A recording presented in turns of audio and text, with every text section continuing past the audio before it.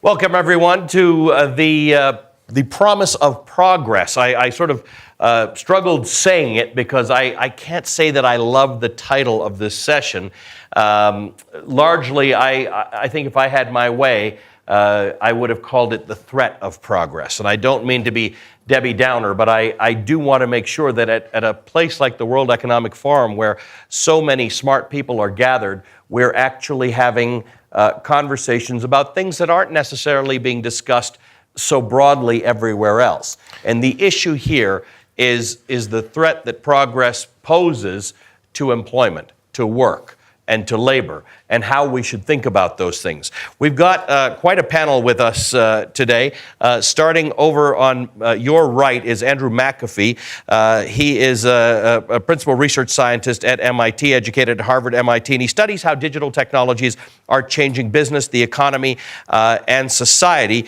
He's the co-founder of the Initiative on the Digital Economy at MIT and the co-author of a great book that I really think you should all read if you haven't already read it, The Second Machine Age: Work, Progress, and Prosperity in a Time of Brilliant Technologies. Andrew, good to have you here. Thank you. Thanks for the plug, Ollie. Yeah, there you go. Arnie Sorensen, well, Arnie's over there. I'm going to get this left-right thing confused. Arnie is the president and chief executive officer of Marriott International, and he's going to have a lot to say about his business and how work is affected in the challenges and the accomplishments that he's experiencing. Laura D'Andrea Tyson is a professor and the director at the Haas School of Business at the University of California, Berkeley. She's also on the Global Agenda Council on Gender Parity. You will, of course, have heard her speak, and spent good time as a senior economic advisor to President Clinton here in Washington, not here at all. Vishal Sikka is the chief executive officer and managing director of Infosys India. And Guy Ryder is the Director General of the International Labor Organization. So welcome to all of you. Thank you for being with us. The question I put out there to my panelists as I tried to hijack what the session was actually about is innovation and technology are creating great leaps in productivity, but far less energy is being devoted to solving the problems of those who are displaced. I'm going to start with you, Laura. There are very few people who tell me that's wrong, that we are not, sure, we're devoting enough energy to all the people who are displaced. But I never quite understand what we're supposed to do about this. And I get similar responses whether I'm in Silicon Valley or in Washington or in capitals of Europe. How are we supposed to think about this? Is this something that just fixes itself? So first of all, I want to say that you talked about your concerns about the title of this. So the promise of progress or the threat, I would talk about it as the sharing of progress, because one of the key points, I think, in Andrew's book with Eric is I think that we can be optimistic that the technology is going to create a huge, what they call bounty, a huge efficiency gains for the world. How are they shared? How are they shared is a huge issue because there is the dislocation effect, which is very real. It's not new. It's really not new. There has been a declining middle class and middle income jobs and mid-level jobs in the United States for 30 years. And it has been driven largely by technology. There have been good jobs with complementary high skills, college-educated workers, PhDs, MAs, getting jobs that are complementary to the technology, but at the same time, the technology, and now at an increasing pace, is taking out the middle. There are estimates that something like 47% of the tasks or 47% of the jobs, but the tasks that people do right now can be done right now with the technology that we have. Right now. So yes, there is significant dislocation. Retraining and education is part of it, but you know what? It can't, at the end of the day, be the whole solution, because if the technology is really taking out those jobs and not going to replace them with others, there are things like minimum wage support, collective bargaining. Who's going to bargain for the shares? How are you going to divide up those shares? It's going to depend upon workers having a voice in this, so collective bargaining, minimum wage, and then ultimately I think tax policy and longer term, a kind of basic income or negative income tax approach will be required. All right, and these are the kinds of ideas we want to talk about. What should we be actually doing about this? Vishal, I don't know where I was reading in my studying for this, but Foxconn, we all know about. You know, if you've got an iPad or iPhone, they assemble them. Foxconn has 10,000 computers, right? 10,000 robots at the moment that do things that humans were doing. By next year, I believe they'll have 300,000 robots, and in 3 years, they will have 1 million robots doing things like painting, assembling, putting these things together. We have one in our booth serving beer tonight. Well, there you go. So I would have thought serving beer was safe. The German way, you know, with the inclined glass and everything. Right. So the point is, and we'll get to this. And Ollie, if that's not progress, nothing is. That's right. So I guess my issue is when Laura talks about minimum wage, and in the United States, there's a big movement toward a $15 minimum wage. The president has embraced $10 and change as a minimum wage, but people are saying $15. Well, if we already are outsourcing jobs because we want to pay $15 to people, you're outsourcing jobs to computers, and Foxconn is laying off peasant workers, what hope is there for labor? Look, my view on this is very simple. Automation is inevitable. The advance of AI is inevitable. We have to embrace that. The world needs more intelligent systems, more of these dynamic adaptive systems. And there is no way, I mean, it is an unstoppable force of nature, and we have to treat it that way, and we have to embrace that. And frankly, my view on this is quite simple. There is no limit to human creativity. There is, for the foreseeable future, my own education is in AI, and I don't see that for the foreseeable future there is any shortage to the kinds of things that people can do, that there isn't a fundamental, irreplaceable reason why people won't have jobs if we don't gear ourselves up to enable and to provide those kinds of jobs. So the answer lies in enabling people to become more creative, more innovative, going after innovation, going after the construction of these kinds of intelligent systems. And the way to enable that is quite straightforward, that is education. The way that we educate people, and we have to provide access to jobs, we have to provide much more transparent. There are all kinds of marketplaces that are available now that lower the friction in between supply and demand. We have to go after ideas like that, but at its root, the issue is one of education that has to enable people to find their own creativity, their own purpose. Okay, so let's talk about that. Laura, you mentioned retraining. Guy, at any given time in most modern Western markets in the United States, there's a certain amount of churn. There are always jobs available. But since the Great Recession, we have had far more people available than jobs. So if you retrain them all to be software engineers, every manufacturing worker in the United States, we still don't employ them all. So to what degree is this about educating people properly, people who are not educated for this knowledge economy that we're in? And to what degree is this something else where we are eliminating jobs faster than we can create the capital to create new work? Yeah, I think the first point to be made is we're starting from a bad place. Never helpful in a debate. We're starting in a very sluggish global economy with very high levels of unemployment already, and the trends going in the wrong direction still. And now if we see an unfurling second or fourth revolution, it depends whose book you read, we're going to have to deal with some very difficult situations from a bad starting point. Now, I spend a lot of my time railing against techno-determinism, as I call it. I don't know if we have any techno-determinists on the panel, but the point is the following. I think, and I like the title of the panel, because I think progress is not to be measured in technical advance or innovation. It is to be measured by what we make of the application of that advance and that application. I think there's one fundamental question where the jury is out, or at least I hear very contrasting opinions. If we are going round this carousel for the second time or the fourth time, let's look at the lessons of what happened previously. And I think the optimists would say, well, we all know about creative destruction, and we all know that after a period of turbulence, which people did either pretty well or very badly in managing, we came out ahead in terms of better living standards, distributive mechanisms, and jobs. So just let it happen. I even heard somebody at OECD last week say it's going to take 7 years to get out ahead. 7 years. It's sort of, nice to have that sort of guarantee. Wow. Or is it different this time? Is there something that's the qualitatively question. different?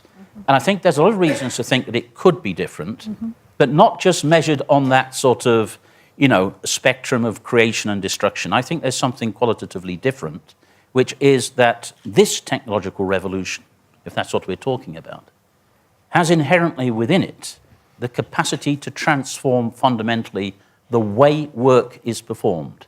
Not just about the number of jobs, but the manner in which work is undertaken. And of course, we talk a great deal about platform economies, the gig economy, all the rest. But I think this technology has a capacity to intermediate the way work is performed, which means we have to relook some of our traditional categories of labour market institutions. I will sign off happily on more money for training, more money for all sorts of traditional job instruments, negative income taxes, income support. But the question, I think, is, do we have to actually get out of those familiar categories and start thinking in very different ways about the way work is undertaken in society? And that's a big question. Feel free to offer those up, because I still recall that our basic education system in this country is modeled on the fact that we needed time off to do certain things, and so we maybe have to rethink every part of how we work, what a work week looks like. And when you say this country, which one do you have? I'm sorry. Since you got all of our all Western countries have got that. All developed countries. All developed countries have got a good that. point. But you're right. Which country we're in is a question we have to keep coming back to. Arnie, let me ask you something. I read that corporate profits through 2010 were 23.8% of corporate income. That's a high.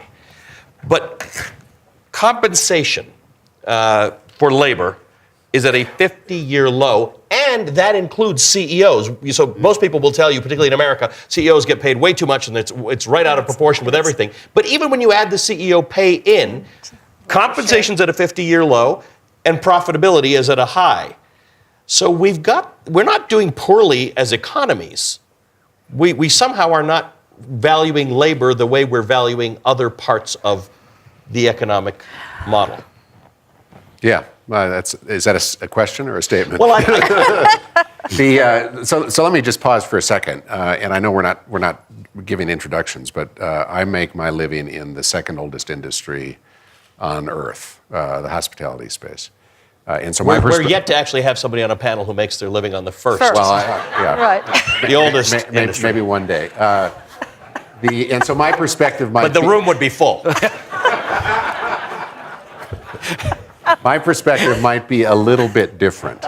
But if you look over and as a consequence, I'm probably more optimistic and probably more comfortable with the word promise. Now, part of that is also a global perspective as opposed to simply a developed world perspective. So if you look at over a couple hundred years, the amount of labor that was expended in feeding ourselves and taking care of ourselves to what is spent today, labor, to feed the planet, it is a tiny fraction of what we used to spend. And we still have labor, but that labor is engaged in other pursuits. It has been to the benefit of the hotel business, which is a much bigger business today than it was 200 years ago, because people have the resources to travel, whether it's in the developed world or the developing world. You look now at the more recent last 20 or 30 years, you've had technology which has increasingly impacted the way we do business in the West. But as it has impacted the way we do business in the West, it's created tremendous jobs in the developed world. And it's created a huge new middle class of hundreds of millions of people that are traveling for the first time. And those jobs are transforming lives. So I think we can say, yes, there is a threat to labor, but when you look at what's happened over the last decades, there has been an enormous promise of labor from a global perspective. What happens next? We're going to have more wealth, and we probably have the need to spend even less labor doing things which are routinizable, able to be made routine, right? And so what will we... It's interesting in your industry, because hospitality, if you studied hospitality, if you went to the best schools for hospitality, it was about a personal touch. It was about the things that happen. And yet, even in your industry, it's a remarkable amount of automation. Yes, but much less, I think, than in some other spaces. So you might, within a few years, many of us might open our guest room door with our phone and not have to get a key at the front desk. We're all experimenting with that right now. We've got to make sure we get it right. It's inconvenient to open the wrong door, which has happened in some of the tests. That is relatively few people. You're still talking about a human experience. People come to the restaurants, people come to the bars, people go to the fitness This centers. guy's got a guy pouring beer, so I'm just wondering what can happen. And they want to be together, and they will be together. So most of those jobs will still exist. We will, though, as a society, I think, find that technology is freeing us up to invest labor in things that 200 years ago we didn't anticipate we'd be doing today. And we can't anticipate necessarily what we'll be doing 30 years from now, but we will find value in it. Now, it might be back to the future in the sense that we'll have more time, and so we'll go back and spend more time in growing our own vegetables, right? Or engaging in activity that we've had the wealth to free us from over the last certainly 100 years. And so again, I think there will be jobs created. I think the policy is important. We do need to get minimum wage right. We need to do some other things. We got to be thoughtful. If you go back to your Foxconn example and you say overnight you've just doubled the cost of labor, there will be more economic incentives to replace labor with machine. And again, you got to get that balance right. To me, that doesn't mean you don't start to move on these things, but you move in a way that is as smart as you possibly can. So you're actually building on incomes, but not costing jobs. Andrew, we talk a lot about your book and your and Eric's book, and there are a lot of interesting things, and there's a lot that we've said here that I'd like you to comment on. But something I read earlier about how technology is destroying jobs, an article from 2013 by David Rotman, where I think he's talking about yours and or Eric's work about technology destroying jobs, then productivity increasing and creating jobs. And there's been this cycle that since the year 2000 seems to have stopped. So we continue to be more productive as an economy. We continue to grow. To the earlier point, corporate profitability continues to increase, yet we don't see substantial labor increases, or if we do, as we've seen in the last few years, job increases, we don't see wage increases at the same time. There are some who say this is just cyclical, it'll be okay. But I think your argument is that it's different. Those people are wrong. But I want to start off by restoring... Don't hedge. He's not hedging. Can I make a more unequivocal statement? I want to start off by restoring, Ali, your hope about this panel, because the title of it is absolutely correct. I couldn't agree more with what you just said. If you took all the people in the world and you lined them up from poorest to richest, and then you looked at how much their incomes and their livelihoods have improved over the last generation, what you would notice is amazing increases for almost everybody all across that spectrum. And that picture would have one big divot in it, where the people saw their incomes and their livelihoods decrease over the past 20 years. And that divot would be right in the middle class of the rich world. So Switzerland, America, Germany, UK, the classic middle class of those countries are where we have seen the jobs going away and the incomes really under threat. Now, why is that? My simple technologist explanation for it is there are a couple factors. One of them is technology, and my explanation for it is we have technologies that are really, really good at doing routine work now, both routine physical work and routine knowledge work. And those technologies are rapidly getting better at work that we used to think of as a little bit less routine, at recognizing patterns, at understanding human speech and responding to it. Now, my point is that those routine jobs doing that kind of routine work, they are not coming back. Strengthening the labor movement will not bring them back. Raising the minimum wage will not bring them back. A bit more controversially, entrepreneurship will not bring them back because the companies that the entrepreneurs are starting up today are not employing people to do routine knowledge processing work. That work is better off automated. Unfortunately, our educational system, again, in most of the rich countries in the world, is doing a really good job of turning out people who are qualified to do routine knowledge work. We need to change all this. So the policy prescription that I want to put forward is is increasing entrepreneurship, facilitating innovation, doubling down on the research behind these technologies, not walking away from them or trying to throttle them, and then encouraging all kinds of experimentation to see what kinds of new jobs, what kinds of new employment opportunities can be created, instead of thinking that any of us on stages like this are smart enough to pick them out for ourselves. Let's let that experiment run.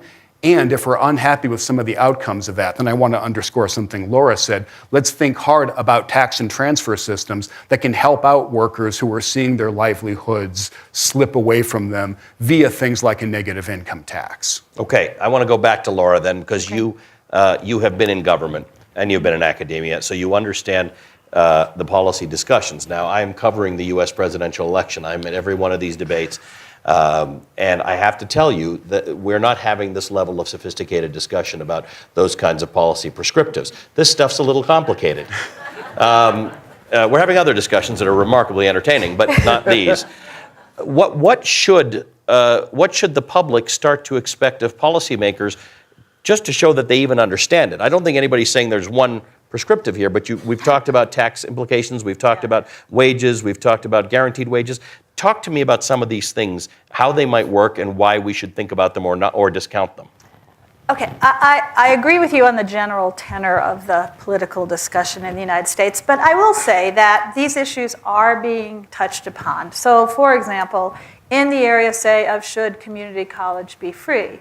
And what should community college be about? And how can we link the community college training to the relevant needs of both the individual getting the training and potentially their employer or their entrepreneurial venture? Or what can be the role of tax and transfer policy in encouraging the development of accelerators? There's a lot of really interesting work going on politically in the United States at the level of state and local governments doing this. So while it might be not front and center of the political national presidential debate right now, it is being handled in those kinds of ways. And I will say another area where we're beginning to see policy considerations discussion is what should we do with, if it's true that we're going to have an increasing number of people who are not in regular employment relationships with an employer, but they are independent workers, quote unquote, entrepreneurs and independent workers. What should be the mechanism for providing benefits for such workers? What is it we say about healthcare and Social Security or pension coverage in most of certainly in the developed world and in some of the developing world as well, the traditional mechanisms for delivering those kinds of benefits have been through employer contracts. Well, if employer contracts are a reducing share of the workforce, we have to start to think now. And one of the things that has gotten me very involved in this conversation is Andrew makes a case, and that book makes a case, and everything I've seen since then. The technology is accelerating at rates which even the technologists are surprised at. So the extent of things that can be automated right now and can be automated a year from now, no one predicted this. Okay? The policy discussions around the world, even when there is a discussion of community college or minimum wage or benefits for the sharing economy, it is not grasping the potential magnitude of the change. And I want to say my last point here just on something you raised. The big debate among technology optimists and pessimists is actually about the fact that historically speaking, the big revolution everybody refers to is the Industrial Revolution. The Industrial Revolution enhanced productivity. That created the demand for all new goods and services. That created more employment.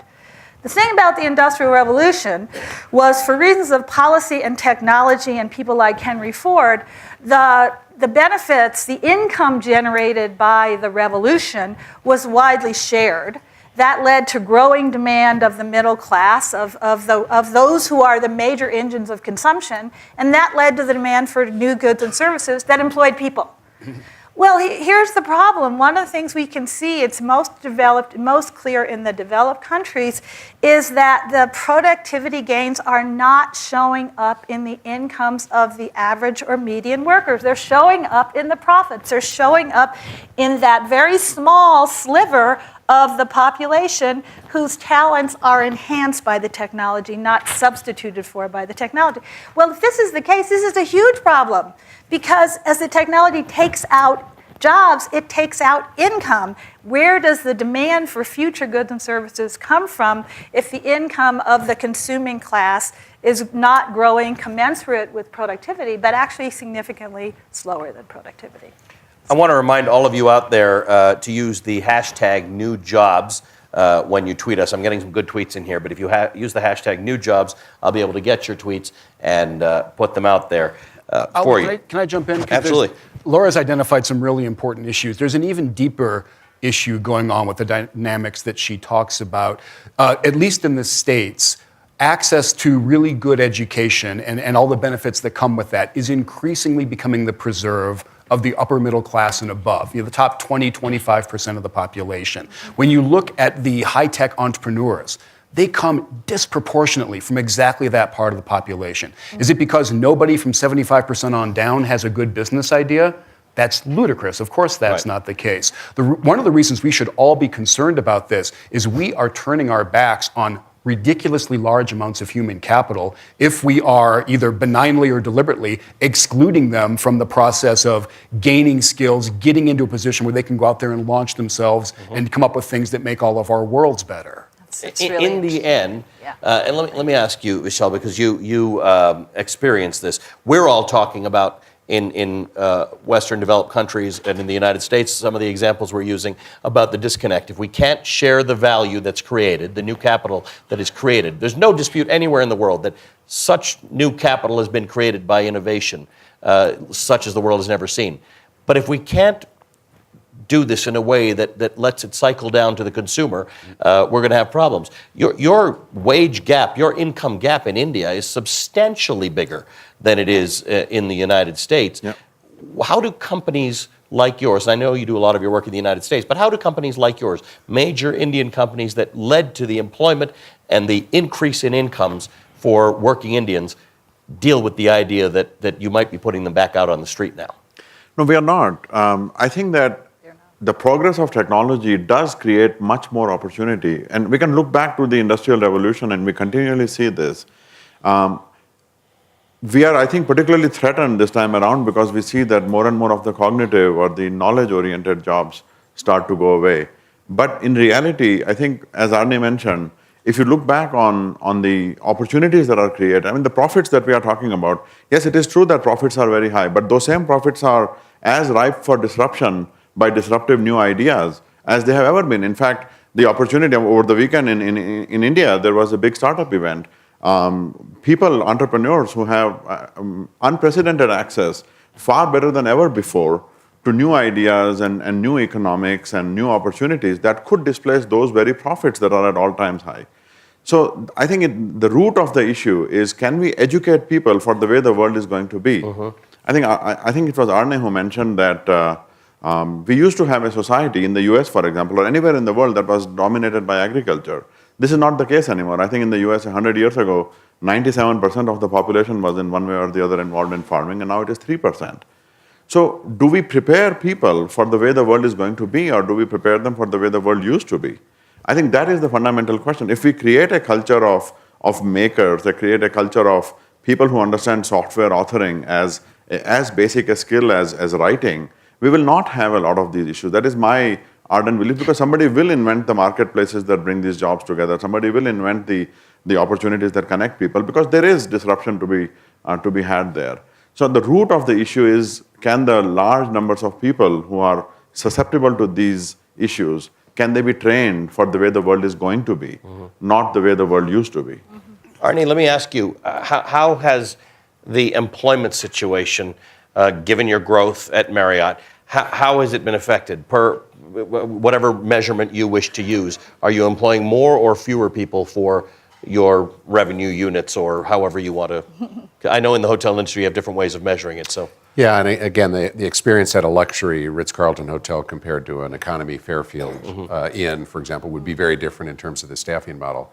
But here too, so I think somebody, Ellie, you talked about compared to 2000 or over what period of time we've seen that percentage of revenues go to compensation. Since 2000, we have, I'm guessing here a little bit because I don't know every year's comparison off the top of my head, but I suspect we have added 200,000 jobs in hotels that have been added to our system around the world. It may be that the percentage of revenues going to compensation hasn't changed, or maybe it's even declined a little bit. I don't know. I'd have to go back and check that. But there are lots of jobs that have been created. But that's because you've got new hotels. Because we've got new hotels, but that's because of a growing economy. That's because of a growing global middle class. That's because of a consumption. But you're certainly society. not employing more people to do the same work. That's not something anybody here is doing. No. So if you look at the hotel we had in 2000 compared to the hotel we had today, it's probably 5% more efficient. Would be my guess. Nor should we ever ask Arnie and his peers to take one for the team by employing people that they don't need. That's just not going to work. No, that's right. So let me ask you this then. When you talk about things like a minimum income or guaranteed income, that in the climates that we're in Western governments and Western economies, doesn't go over all that well, doesn't go over all that easily. We are seeing in the streets of Europe for the last few years, in the streets of America, we are seeing protests about people not being able to earn a wage, where you do a job that you used to be able to live on and you now can't do that. How do you get there from here? If Andrew's right that it's not up to Arnie or Vishal to take one for the team and do the right thing, does it fall to government to come up with policies, and what do they have to do? Propose policies and get elected and at the end of the day, I think you have to think about the perspective, and it might change over time. The policy perspective might change over time. First of all, I would say that I think the 2000s are not a very representative decade. I actually think that macro conditions have been very important we inherited a really bad situation, to your point, Guy. So, and it may be that growth is going to be slower going forward than it was in the 25 years up to, say, 2007. So we are all grappling with a slower growth world. Okay, that's a macro phenomenon. So then you could sort of talk about what policymakers might do about that. You could, on the issue of minimum wage, I think it varies from country to country and place to place. I mean, the minimum wage in real terms in the United States is where it was in 1979, I think, way back in time. And we've had, minimum wage really does affect, the evidence is very clear here, the standard of living, not just of low-wage workers, but it really feeds into the middle. I mean, it absolutely does. So different societies this is about empowering, through policy, a change in the sharing of the returns to productivity. That's what it's about. And a lot of minimum wage jobs, in fact, most of them are not in the tradable goods sector anyway. They're in the hotel sector, they're in the hospitality sector, they're in the retail sector. So you're not going to have the competitive loss through trade. You may get some competitive loss through technology, which I think your point is you got to balance this, okay? The issue of the some kind of basic income is I think we have to look at this as it evolves. We really have to look and see to what extent are the pessimists about technology right. That is, the technology creates great wealth. It's not evenly distributed. It leads to eroding income across most of the skill distribution. It leads to a social outcome which people aren't comfortable with. It leads to a slowdown in consumption spending. If that's all right, if that turns out to be the case, then I think there's a very strong case for a negative income tax or basic income. If the technology optimists are right and we can all be more creative and more entrepreneurial and find out all kinds of new ways to make our lives in a high-quality job. See, we keep talking about jobs here in terms of numbers, but quality matters. Income of the job matters. It matters. So if it turns out that we can, through education and retraining and a whole bunch of other things, create real opportunities for people with the technology, we won't need that. But I think we need to start having and we're having it here, we need politicians, political leaders to have this conversation because it's evolving very fast right around us. I want to say one other thing. I think the issue for the developing countries, we need to pay attention to what Andrew pointed out. Essentially, this technology so far has been a big win for the developing countries. But there are people now who are really starting to worry about that because, and the Foxconn thing is just a high-level example of that. Most of the success in the world at reducing poverty and bringing people into the middle class has been a China traditional industrialization using people and capital investment as the model. If that's not going to be the model in the future, that path of development is essentially closing off. So what is the path for development? And here I'm a little concerned that the notion that we're going to have creative entrepreneurs around the world in very low-income societies figure out a way to generate the kinds of income growth which China was able to generate with its model, I don't see it. So I worry about this from the emerging market economies as well. Laura, it's right, isn't it, that the way the countries that got rich in the 20th century, the way they got rich was by going through this phase of industrialization. Exactly, that's what they did. And China was the last one to do it amazingly rapidly and successfully, and it brought along a lot of the world with it through its trade channels. I want to go to Guy in just 1 second. I just want to remind our viewers, you can see that we're populating these tweets very well. I'm going to get to them. Please use hashtag new jobs. The other thing, for those of you interested in this conversation, I know sometimes when you arrive at a conference it's hard to read an entire book, but Klaus Schwab's book on the Fourth Industrial Revolution, chapter 3 in particular, is about the implications on employment. It's very well thought out. There's a lot of studies that are cited in here, so it gives you a good primer on what the topic is and why this is interesting. I study this a lot, not as well as the people on the panel, but I do find that this it's worthwhile. It's an easy and good read to get an understanding of what's going on. All of what Laura and Andrew and all of us have been talking about speaks directly to the work you do with respect to labor. Yeah. It's fair to say other products are available. Yes, absolutely. There's lots of stuff to We read. can pitch all our products. Just to sort of step back, looking over our shoulders, I would take a much less sanguine view Okay. of the record of the last 20 or 30 years. Okay. You know, this narrative that we've done pretty well, haven't we, for labour and jobs? No, we haven't. Not in the developed really, countries. we have not. Not in the developed We've seen a step back from political commitment to full employment. Yeah. We've seen the growth of very high levels of unemployment and low quality employment. And we've seen something which has only been alluded to indirectly, extraordinary growth of inequality, hardening into exclusion. You know, if these access to education, you know, the people are really moving and shifting come from the higher echelons of the social ladder, that's no accident. This is a reflection of growing inequality and hardening of exclusion. I think we should not be too sanguine about where we've come from and where we're going. If the coming technological sort of unfurling revolution is going to accentuate those processes, I think we should all be very worried indeed, or more appropriately, reinforced in our determination to manage this process. I think one of the very good quotes from Professor Schwab in that book is that, you know, it's not a binary question of standing in the road of technological from a neo-Luddite sort of position, or just accepting it unconditionally and waving it through. We have to manage this stuff. And that's where labour market institutions very much matter. I do, as I said at the beginning, and it's been alluded to by others, have that concern that, you know, in the new way that work could be mediated by technology, some of those existing institutions are not going to work so well as they used to do. If that employment relationship becomes less and less the generalized form, how do you deliver social protection? How do we deliver healthcare? Big questions, which I don't think we've quite really got to at this point. You know, the minimum wage issue, the minimum wage issue has become big very quickly. It's not yesterday's news, it's today's news. The country in which we are sitting is one of the exceptions. It doesn't have a national minimum wage. Germany has one as of a year ago, right next door.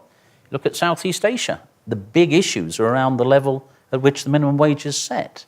And this reflects the reality that we have for decades seen productivity outstrip wage growth, therefore the fall of labour share of income, therefore inequality, therefore inadequate demand, therefore all of the problems with which we're trying to grapple. And I think we have to see this debate against the reality of that context. Is the and by the way, I want to start taking questions from the audience. So do give me, raise your hand, and we'll start here in the middle. There's a question here, and there's another mic. Well, right there, right beside where you are, lady in the red.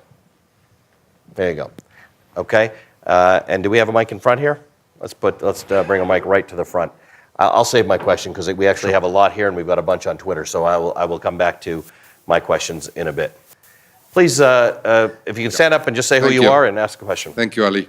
I'm Carlos Represas from Mexico.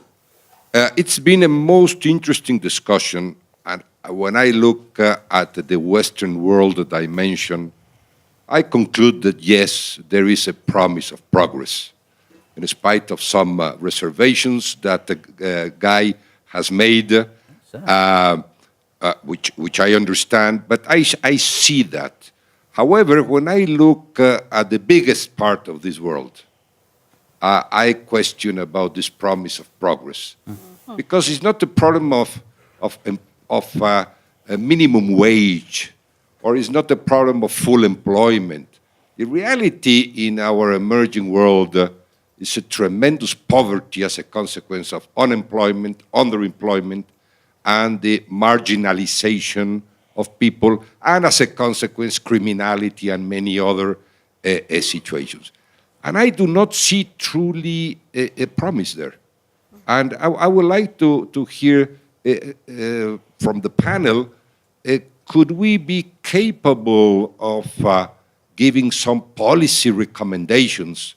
And Laura has been an expert of this, not having been an advisor, but the chief of advisors of President Clinton, I remember when we met. But what kind of policy recommendations can we make for creating truly a promise in our emerging world to give an opportunity? I know that there are structural reforms to be made. I know that we have to change the education system.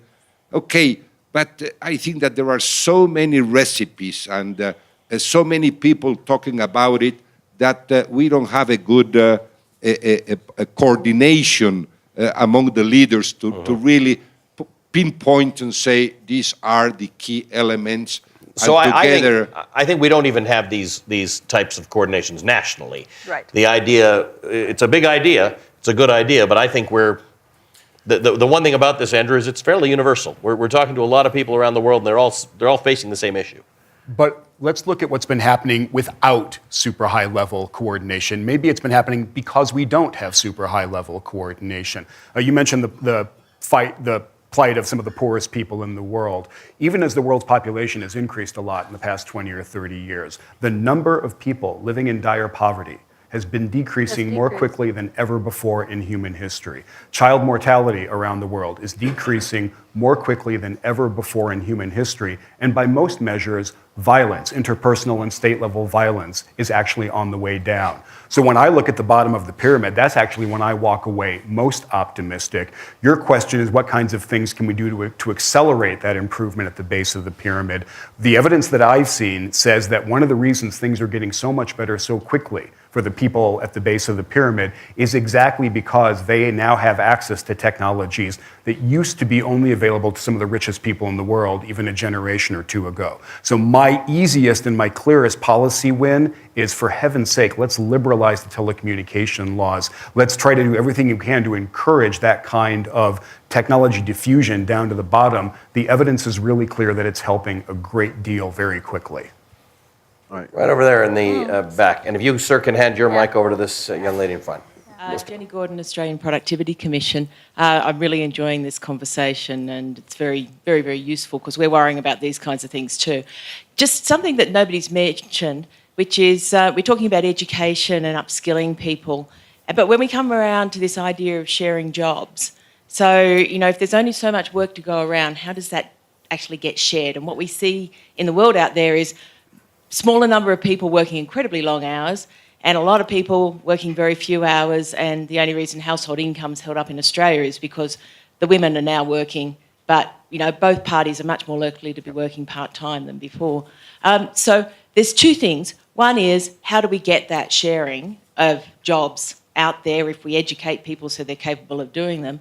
And then two, shouldn't we be focusing on educating people to make better use of their leisure time, to make really good, productive, socially enhancing use of their leisure time? And why aren't we talking about that? It's very good questions. Maybe I can take a shot at it. The more that those asymmetries exist, the more there is an opportunity to bring those asymmetries down, to stabilize those asymmetries. I think that is exactly what technology does. If we take a longer view, if we take a deeper view on these things, I'm absolutely convinced that the more access that people have to jobs and the more equipped they are to be able to work on those jobs, the more these imbalances will go away. I think to your question earlier, exactly as Andy said, connectivity, and my friend Nicholas Negroponte talks about this, connectivity has to be viewed as a human right. We have to view it that way and enable access to people, enable connectivity to people, and so that they are at least visible on the global grid of supply and demand. And then if we equip them with education, and if we especially educate them in the right way about the way the world of the future is going to be, we equip them. All evidence indicates that every innovator that showed up out of nowhere and made something great happen did it based on a culture of making, based on a culture of experimentation, based on taking risks, adapting. Why don't we teach these skills at a massive scale? And I do believe that tens of millions, even hundreds of millions of people can be taught to be innovators. Innovation is not, we live in times where we view innovators and entrepreneurs as these mystical people, but in reality, the act of innovating is no more than identifying something that is not there. So why don't we teach people systematically to see what is not there that might be useful if it was brought into the world and so forth. So I am convinced that the longer term solution is connectivity, it is access, it is education, and especially it is educating on entrepreneurship, on making, on creating things. And if those three things are in place, then these problems will go away. Of course, there is the matter of what Guy is talking about, what Laura is talking about. In between now and then, you have to put in systematic measures, structural policy measures to ensure that people aren't left behind and there is a cover for them. But that is something that we can come up with policies for. But that should not be the primary driver. That should be the exception. The primary driver should be the act of educating, of connecting, and of creating. So, can I say, while I completely agree with the issue of connectivity. I think this is really important. It's empowering people all over the world to trade. Another thing is access to your market, access to your suppliers, access to knowledge that you need to innovate, access to your suppliers. It's absolutely front and center.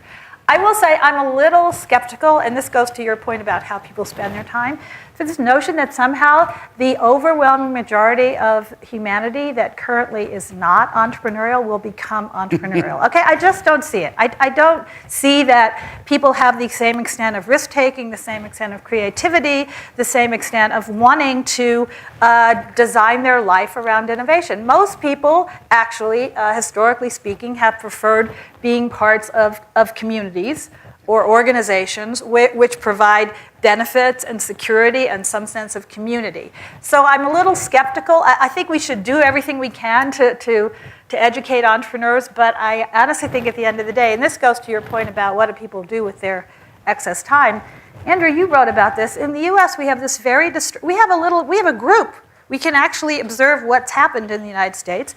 High school dropouts, particularly men, what has happened to them over the last 35 years? Well, their health has gone to hell because they do not find meaningful, productive Depression ways. is up with them. Depression is Suicides up. are up. Suicide is up. Mortality is up. Drug use is up. I mean, so it's not a simple solution. So here's the technology. It might empower you, but to get from here to a meaningful life is, I'm afraid, for most people, not going to be through an entrepreneurial venture. That is my guess. I want to just jump in here and make a defense of jobs that we take for granted. And maybe this won't be surprising from somebody in the hotel business, but we talk about service jobs or we talk about hospitality jobs as if they don't bring with them dignity. They do. Yeah, they can. And that's just wrong. And it sort of gets to your point, which is not everybody's going to be Mark Zuckerberg or fill in the blank of high-tech entrepreneur who makes a gazillion dollars and is on the cover of all the magazines. Right on. And if that's what we hold out as success, either you achieve that or your life somehow needs to be filled with playing golf. We're in a bizarre land. Yes. We have jobs that are in our business, but you think about society, we're going to be taking care of our elderly in increasing numbers. Those should be human jobs. They should be filled with dignity. Part of them might be in the gig economy where people are not working full time. How do you construct policies that allow each of those hours to contribute a fair share to Social Security? Part of our problem is healthcare? taking care of the elderly, which is a growth area, is not a ladder job, though. They're noble jobs, though. They They're are highly noble noble, and jobs. they don't pay much. But Well, that's that's how our it, but problem. that's But where there you minimum get some, wage you get and some gig policy and, around it, Exactly. and you get That's an hopefully- addressable problem. Hopefully, you addressable. get employers who, I think one of the advantages of our company is we have a very long-term focus. And so we say, let's build careers for people. Some people will grow into fancier jobs. Some will just get, years in the same job. But how do you make sure that they're investing in their retirement plans? How do you make sure they're getting their health care? How do you make sure they're getting financial advice so that they use their resources? And in some parts of the world, those jobs are extraordinarily transformative gifts. Great jobs, yeah. Because it's a regular job. Sure. It goes back to this employment place. And in that place, there's so much dignity associated with the job.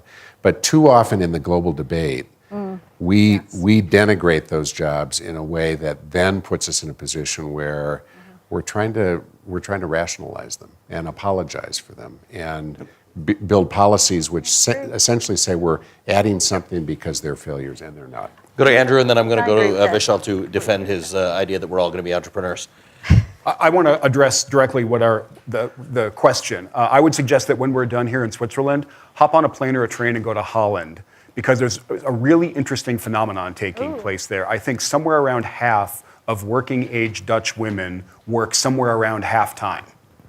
And part of it is because they have a policy environment where your social safety net is not as directly tied to your full-time employment status as we would have in the United States, for example. But there's something else going on, and I don't know what it is. Because even though in Holland you have fairly easy access to some drugs, it appears these women are not doing what Laura just talked about with high school American male dropouts. They're not living lives of addicts and overdosing and things like that. I was just in Holland. It is a remarkably stable, prosperous, kind of a healthy society as you look at it. What do they have figured out? I don't know. It's a great question to start That's a asking. good one.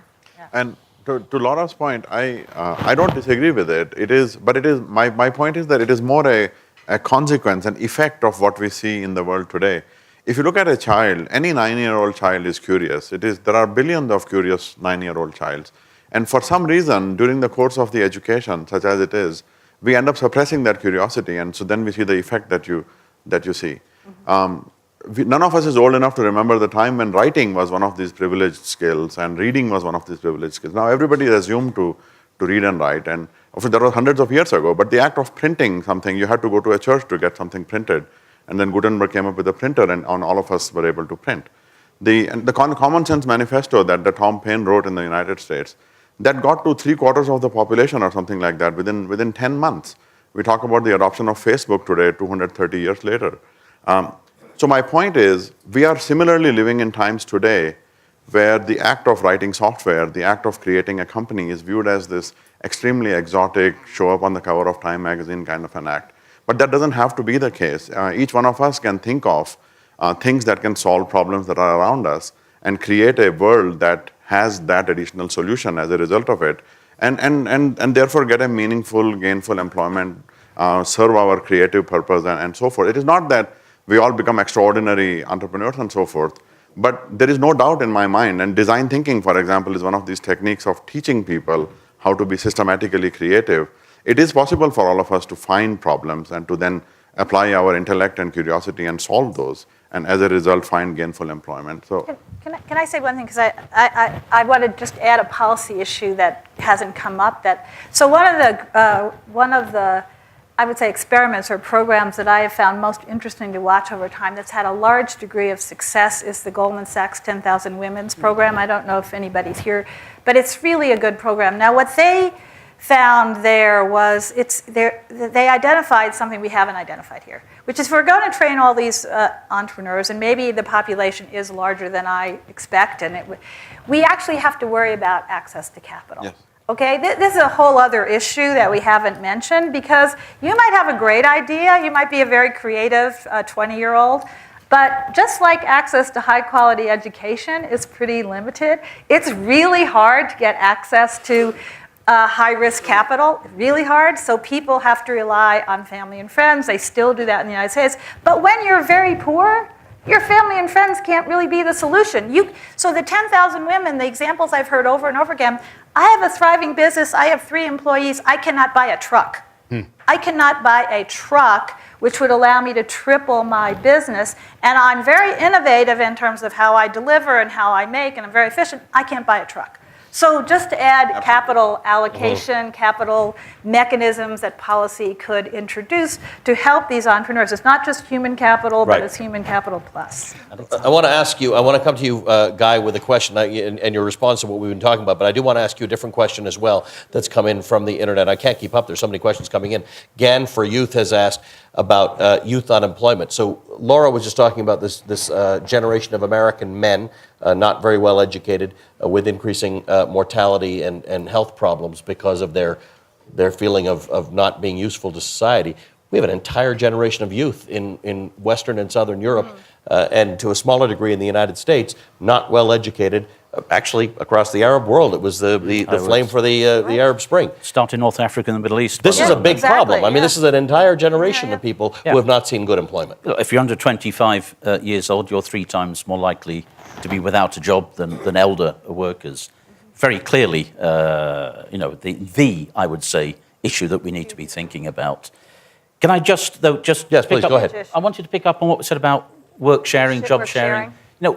The biggest promise of progress and technological progress over the years has been that the productivity and living standard increases it permitted frees people from excessive working hours. We've gone from 60 to 50 to 40, and some have gone beneath. That sort of conveyor belt of progress seems to be broken today. Why does France get the reactions it does on a 35-hour week? Has globalization and competitive pressure sort of put a stop to that conveyor belt of progress? First thing to think about. Second thing to think about, technology, I think, is blurring the distinction and definition of what working hours are. There's the apocryphal story of the tailorist factory written on the wall to workers: unplug your brain on entering the factory gate. You were absolutely disencouraged to think. We have the opposite problem today. You're not allowed to disconnect. You're not allowed to disconnect because permanent connection becomes a requirement of the employer.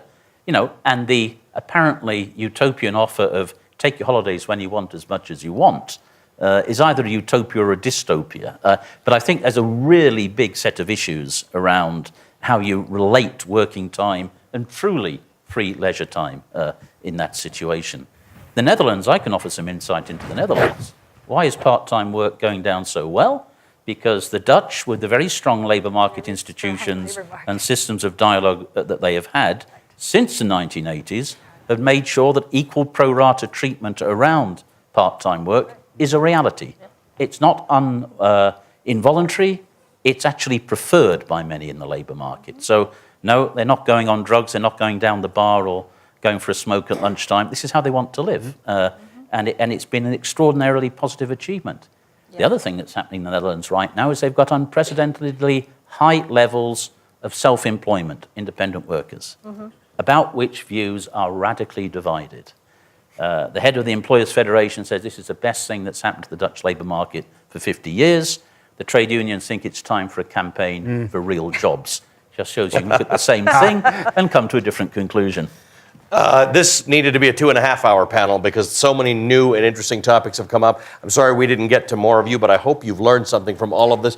To all of our panelists, Vishal, Guy, Laura, Arnie, and Andrew, thank you so much for joining us. Thank you for your great insights, and thank you for your great questions. And to those of you out there watching this from wherever you are, thank you for participating in this great discussion. I hope you enjoy the rest of the 2016 World Economic Forum.